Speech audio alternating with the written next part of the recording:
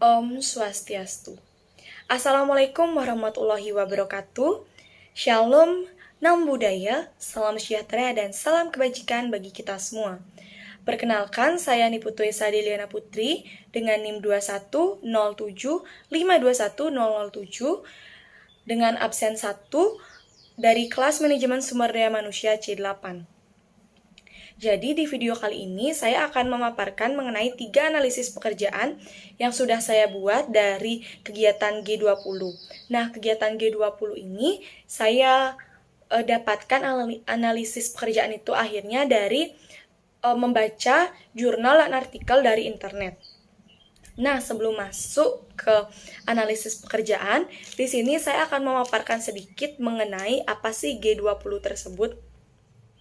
Nah, jadi G20 ini pertama kali dibentuk pada tahun 1999 atas inisiasi anggota C7. Nah, G20 ini merupakan forum kerja sama multilateral yang terdiri dari 19 negara utama dan juga Uni Eropa. Nah, G20 ini mempresentasikan lebih dari 60% populasi bumi, 75% perdagangan global, dan 80% PDB dunia.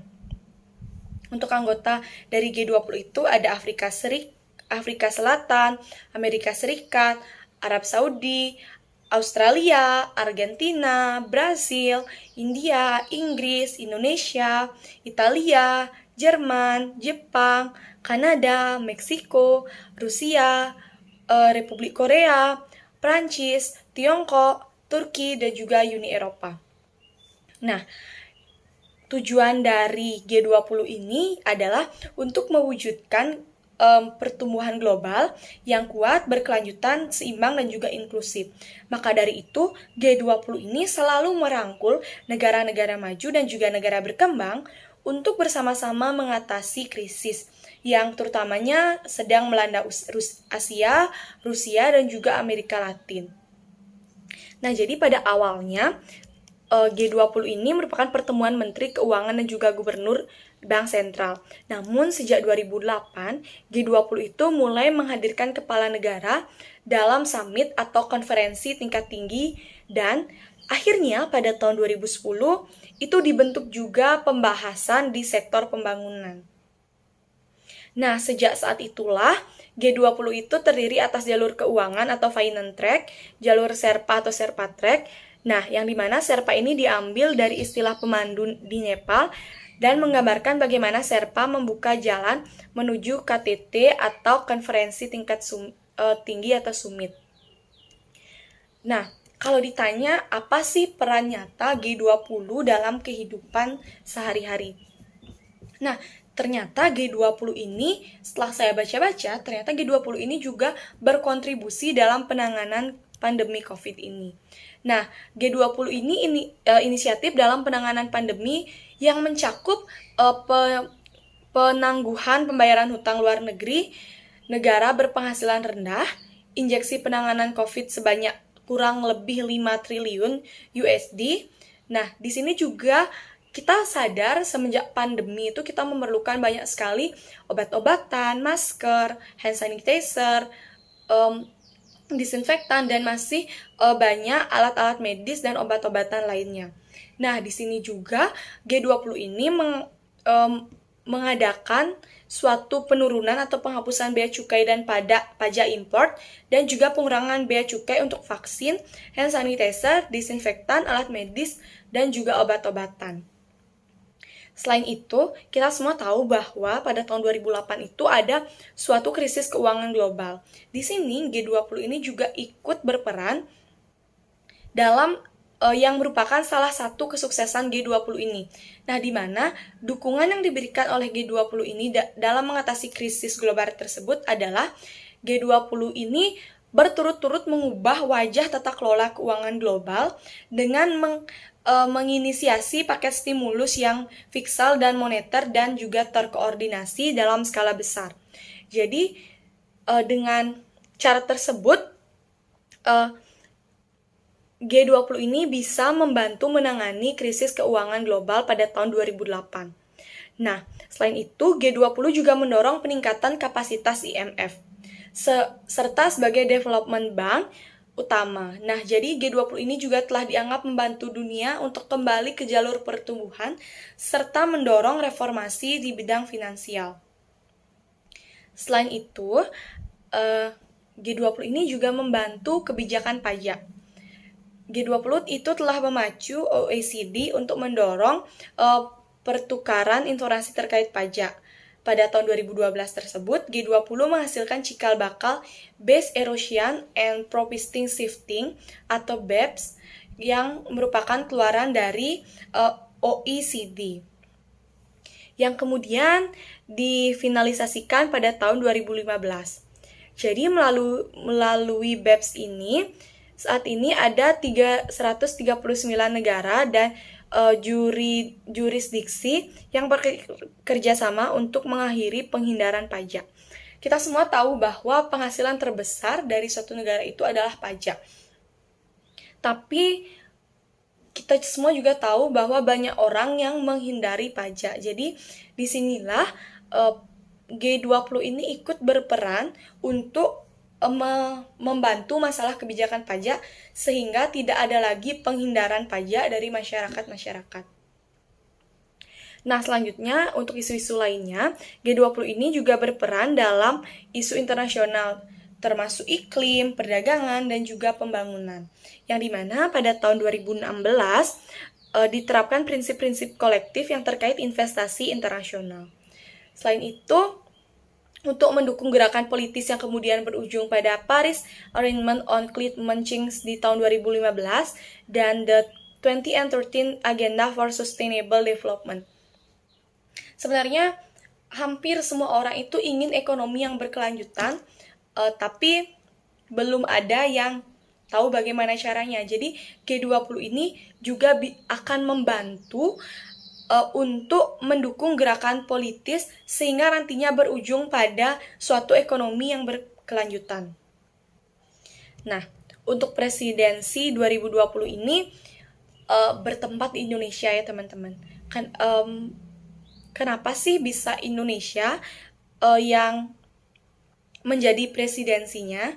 Jadi Indonesia itu memegang presidensi di G20 tahun 2022 ini karena G20 ini berbeda dari kebanyakan forum multilateral lainnya. Nah, G20 ini tidak memiliki sekretariat yang tetap, yang dimana fungsi presidensi ini dipegang oleh salah satu negara anggotanya. Misalnya, mungkin sekarang Indonesia, tahun depan bisa India, selanjutnya Jerman, mungkin Amerika Serikat, dan juga lain-lainnya.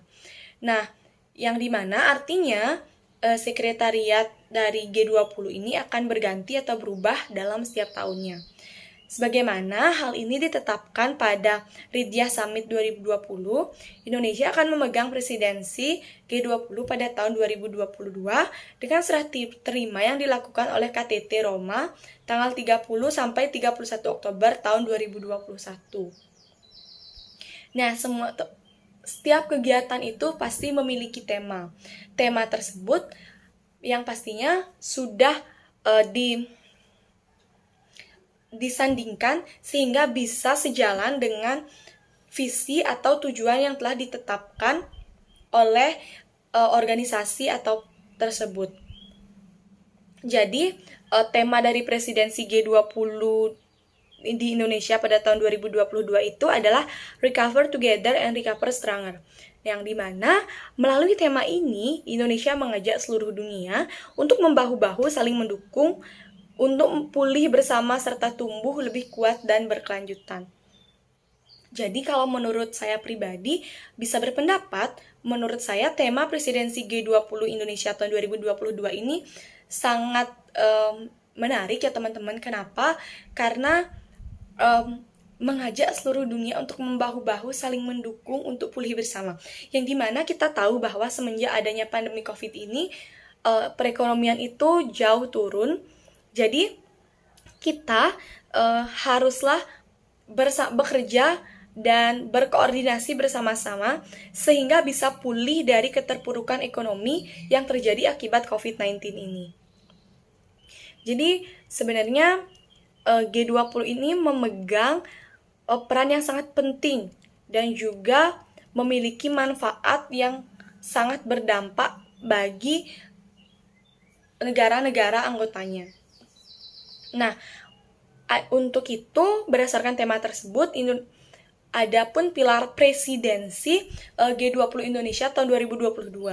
Yang pertama itu ada meningkatkan kemitraan, yang kedua mendorong produktivitas, yang ketiga meningkatkan ketahanan stabilitas, yang keempat memastikan pertumbuhan berkelanjutan dan inklusif, dan juga yang terakhir kepemimpinan kolektif global yang lebih kuat. Nah, untuk agenda prioritas jalur keuangan presidensi 2022 itu, yang pertama mulai dari exit strategy to support recovery, yang kedua itu addressing strain effect to score secure future growth, yang ketiga itu ada payment system in digital area, yang keempat ada sustainable finance, yang kelima ada financial inclusion, yang dimana di sini memberikan beberapa pembahasan mengenai digital financial inclusion and SME financial. Yang terakhir yaitu ada international taxation. Seperti yang saya sempat paparkan tadi, bahwa G20 ini sangat bermanfaat bagi seluruh negara-negara anggotanya. Khususnya kita di Indonesia, G20 ini memberikan kita sangat banyak manfaat ya teman-teman. Yang pertama, presidensi G20 di tengah pandemi ini telah membuktikan bahwa persepsi yang baik atas resiliensi ekonomi Indonesia terhadap krisis. Nah, yang kedua, hal ini juga bisa merupakan bentuk pengakuan atas status Indonesia sebagai salah satu negara yang dengan perekonomian terbesar di dunia dan juga dapat mempresentasikan negara berkembang lainnya. Yang ketiga, momentum presidensi ini hanya dapat terjadi satu kali dalam setiap generasi. Nah, bayangkan aja di G20 ini ada 20 anggota. Dan betapa beruntungnya kita di tahun ini bisa menjadi salah satu presidensinya. Mungkin kita sebagai kaum muda juga bersyukur karena kita adalah kaum muda, kaum yang sedang senang-senangnya mendengarkan suatu hal yang membahas isu-isu negara, dan yang dimana pemikiran kita itu masih sedang hangat-hangatnya tentang hal ini, dan saat ini kita diberikan suatu kesempatan untuk mendengarkan ataupun melihat G20 ini terjadi di Indonesia. Nah, yang dimana hal ini juga harus dimanfaatkan dengan baik, mungkin untuk memberi nilai tambah bagi pemulihan Indonesia. Pemulihan itu tidak hanya dalam segi ekonomi, tapi juga bagaimana cara kita sebagai Indonesia untuk bisa menumbuhkan kepercayaan masyarakat domestik dan internasional selain dari sisi ekonomi tersebut, seperti itu. Dan Indonesia juga dapat mengorkestrasi agenda pembahasan pada G20 agar mendukung dan berdampak positif dalam pemulihan perekonomian di Indonesia. Nah, selain itu, di G20 2022 ini juga akan menjadi suatu kesempatan emas bagi Indonesia untuk menunjukkan kepemimpinan di Indonesia ke kancah internasional, sehingga kepemimpinan Indonesia itu bisa dikenal dan terlihat ke internasional, khususnya dalam pemulihan ekonomi global. Nah, dari perspektif regional, presidensi ini menegaskan kepemimpinan Indonesia dalam bidang diplomasi internasional dan ekonomi di kawasan, serta mengingat Indonesia merupakan salah satu atau satu-satunya negara ASEAN yang menjadi anggota dari G20 ini. Dan di sini juga kita bisa lihat betapa bangganya kita sebagai Indonesia bisa menjadi satu-satunya anggota di ASEAN yang bisa bergabung pada G20 ini. Nah, selain itu, hal ini juga bisa membuat Indonesia fokus menjadi salah satu fokus perhatian dunia, khususnya bagi para pelaku ekonomi dan keuangan. Jadi hal ini bisa kita manfaatkan untuk menunjukkan berbagai kemajuan yang telah kita capai kepada dunia, sehingga menjadi titik awal untuk pemulihan keyakinan pelaku ekonomi pasca pandemi, baik dalam negeri maupun luar negeri. Nah, salah satunya adalah pariwisata, yang dimana pariwisata ini memberikan dampak yang sangat besar pada perekonomian. Nah, ketika kita sudah bisa memberikan keyakinan atau pada orang-orang luar, otomatis orang-orang luar itu misalnya nih ketika G20 di Indonesia itu kita bisa membuat rapat ataupun pertemuan-pertemuan tersebut terselenggara tepat waktu, dengan pelayanan yang ramah, dengan suasana yang nyaman, dan juga dengan sambil kita sharing-sharing gitu. Jadi dari sana suatu negara tersebut akan merasa, oh di sini baik ya gitu. Jadi hal ini juga bisa memperkenalkan pariwisata unggulan kepada internasional sehingga dapat turut menggerakkan ekonomi Indonesia. Kenapa? Seperti yang saya bilang tadi, ketika kita sudah mungkin ada saatnya pertemuan, setelah pertemuan kita ajak ngobrol. Jadi di sini saya ada suatu tempat pariwisata yang dimana ini tuh selalu ramai gini, bla bla bla bla dan lain-lain. Ketika dia sudah merasa nyaman, pasti dia akan datang kembali dan mungkin bisa mengajak teman-temannya untuk datang ke Indonesia dan menikmati destinasi pariwisata yang ada di Indonesia. Nah, kita semua tahu bahwa Indonesia itu punya banyak sekali kekayaan alam. Jadi kita sebagai suatu masyarakat harus bangga dan harus bisa memperkenalkan bila perlu bagaimana cara kita mengajak banyak orang untuk datang ke Indonesia dan melihat betapa indahnya Indonesia sehingga bisa memulihkan perekonomian kita yang sedang turun ini. Nah, pertemuan G20 ini terdiri dari 3 jenis pertemuan. Yang pertama ada kelompok kerja atau working group, yang dimana ini beranggotakan para ahli dari negara G20. Nah, working group ini menangani isu-isu spesifik yang terkait dengan agenda G20 yang lebih luas, yaitu kemudian dimasukkan ke dalam segmen kementerian dan akhirnya ke dalam konferensi tingkat tinggi. Yang kedua itu ada ministerial and deputies meeting atau pertemuan tingkat menteri dan deputi, yang dimana pertemuan ini diadakan di masing-masing area fokus utama forum pada Finantrack ministerial meeting yang dihadiri oleh menteri keuangan dan gubernur bank sentral yang disebut dengan finance minister dan central bank governance meeting atau MCBG. Sementara pertemuan bagi deputi disebut dengan Finance and Central Bank Deputy Meeting atau FCBD. Dan yang terakhir itu atau yang paling tinggi yaitu konferensi tingkat tinggi atau KTT atau summit, yang merupakan klimaks dari pertemuan G20, yaitu rangkaian rapat tingkat kepala negara atau kepala pemerintah. Nah, dari tadi kita udah belajar banyak banget tentang apa sih itu GTT, kita udah apa sih itu G20. Jadi kita tadi sudah banyak mengulas tentang G20. Jadi sekarang saya ingin memberitahukan ke teman-teman apa aja sih pekerjaan-pekerjaan yang sekiranya diperlukan untuk G20. Untuk itu, check it out. Nah, jadi berdasarkan keputusan Presiden nomor 12 tahun 2021, telah ditetapkan bahwa dalam G20 Indonesia tahun 2022 itu diperlukan panitia berupa pengarah, ketua, penanggung jawab bidang, koordinator harian, dan juga sekretaris. Nah, di sini saya juga sudah menganalisis 3 pekerjaan dari kelima opsi tersebut. Yang pertama itu nama pekerjaannya adalah koordinator bidang harian Serpatrek, yang dimana berada di Departemen Bidang Serpatrek. Nah, untuk orang yang ingin mendaftar itu bisa melapor ke Ketua Bidang Serpatrek. Tanggal analisis pekerjaan ini tanggal 11 Maret 2022 dan tanggal habis tempo adalah tanggal 11 Juni tahun 2022. Nah, untuk pekerjaan umum secara umum, orang ini akan bekerja untuk mempertanggungjawabkan segala pertemuan yang berkaitan dengan G20 Indonesia tahun 2022. Yang untuk fungsi-fungsi penting yang harus dilakukan atau tugas-tugasnya, yang pertama yaitu menghadiri dan memimpin pertemuan tingkat Serpa dan pertemuan lainnya yang terkait dengan Serpatrek. Serpatrek. Yang kedua itu mengkoordinasikan substansi dan usulan prioritas pemerintah Republik Indonesia pada Serpatrek serta menyinergikan dengan Finance Track. Selanjutnya yang ketiga itu membantu pelaksanaan ketua bidang Serpatrek.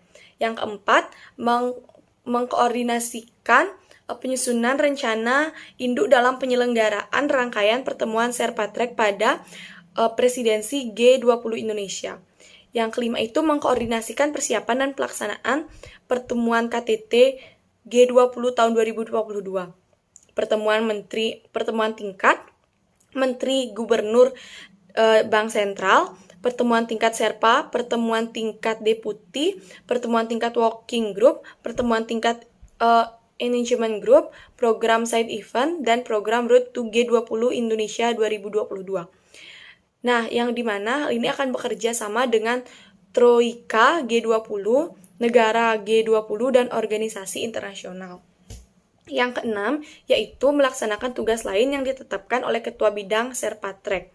Yang ketujuh, yaitu menyampaikan rencana kerja dan anggaran serta laporan persiapan dalam pelaksanaan kegiatan kepada Ketua Bidang Serpatrek.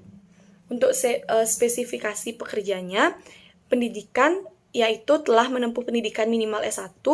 Yang kedua, untuk pengalaman, yaitu memiliki pengalaman minimal 1 tahun di bidang Serpatrek. Dan yang terakhir, untuk kemampuan yang dibutuhkan yaitu inovatif serta mampu mengerjakan segala hal yang berkaitan dengan pertemuan. Untuk analisis pekerjaan yang kedua yang saya pilih yaitu penanggung jawab bidang komunikasi dan media, yang dimana berada dalam Departemen Bidang Komunikasi dan Media. Untuk pelamar bisa melapor kepada ketua melalui sekretaris. Tanggal analisis pekerjaan 12 Maret 2022 dan habis tempo pada tanggal 12 Maret 2022. Untuk pekerjaannya itu secara umum adalah mempertanggungjawabkan segala hal yang berkaitan dengan komunikasi serta media. Nah, adapun fungsi atau job description-nya yaitu merencanakan, menyiapkan, mengkoordinasikan, dan melaksanakan kegiatan bidang komunikasi dan media dalam mendukung penyelenggaraan rangkaian presidensi G20 Indonesia. Yang kedua, menyusun dan menyiapkan rencana kerja dan anggaran bidang komunikasi dan media dalam mendukung penyelenggaraan rangkaian presidensi G20 Indonesia.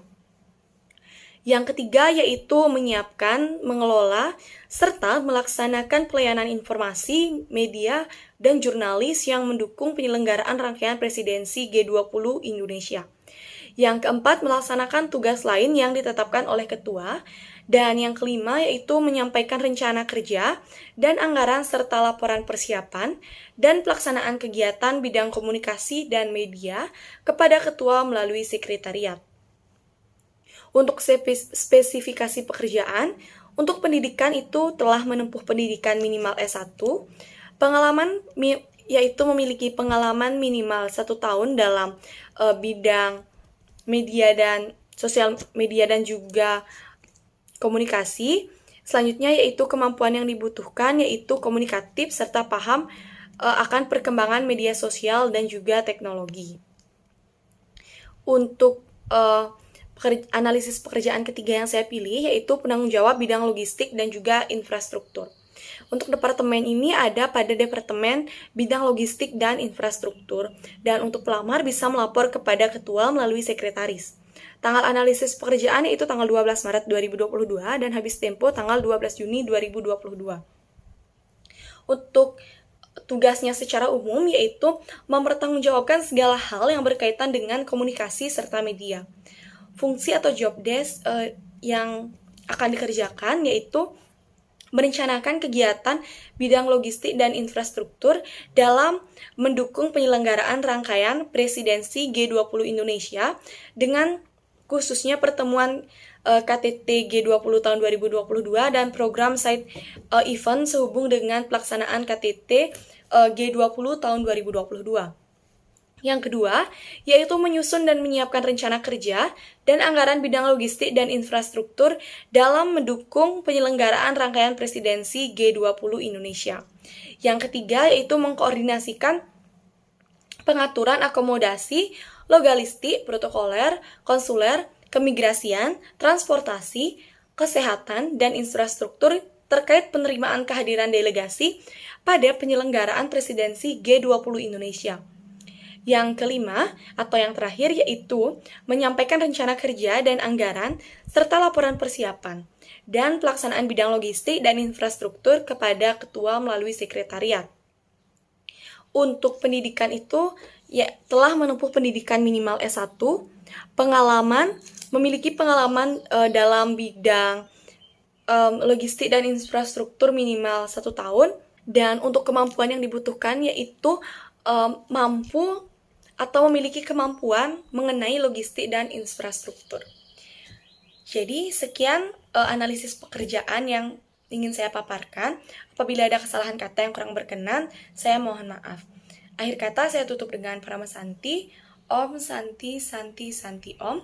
Wassalamualaikum warahmatullahi wabarakatuh. Shalom, namo budaya, salam sejahtera, dan salam kebajikan bagi kita semua. Sekian dulu dari saya, kapan-kapan lagi. Bye-bye.